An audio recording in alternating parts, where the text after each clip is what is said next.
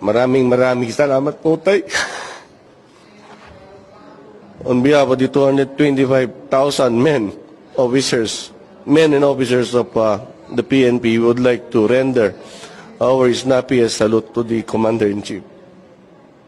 Maraming salamat po, Tay. Oras, puyat para sa ating sambayanang Pilipino.